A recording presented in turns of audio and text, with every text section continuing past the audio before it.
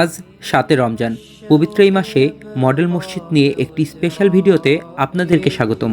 আমি এখন মডেল মসজিদ প্রিমিসেসে দাঁড়িয়ে আছি এবং এই ধরনের মডেল মসজিদ সারা বাংলাদেশের প্রত্যেকটি উপজেলাতেই একটি করে করা হয়েছে। আমি আজকে এই মডেল মসজিদের ইতিবৃত্ত তুলে ধরতে চাই শুধুমাত্র আপনাদের জন্য।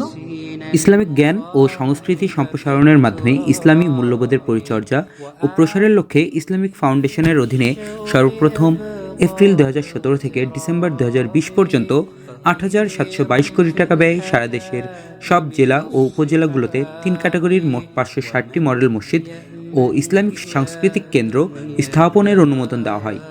প্রতিটি মডেল মসজিদ 40% জমির ওপর নির্মাণ করা হয়।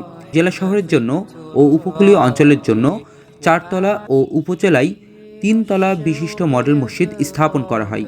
মডেল মসজিদগুলো শুধু সুন্দরই নয়, এগুলো অত্যন্ত দৃষ্টিনন্দন, যা মনকে প্রশান্তি দেয়।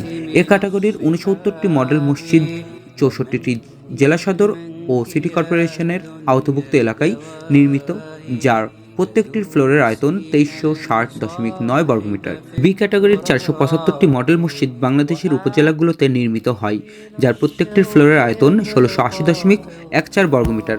অন্যদিকে সি ক্যাটাগরির 16টি মডেল মসজিদ উপকূলীয় অঞ্চলে নির্মিত, যার প্রত্যেকটির ফ্লোরের আয়তন 2052.12 বর্গমিটার।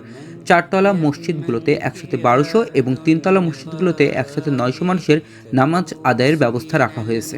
মসজিদগুলোর নিচতলায় হলরুম, গ্যারেজ ও অজুর ব্যবস্থা আছে।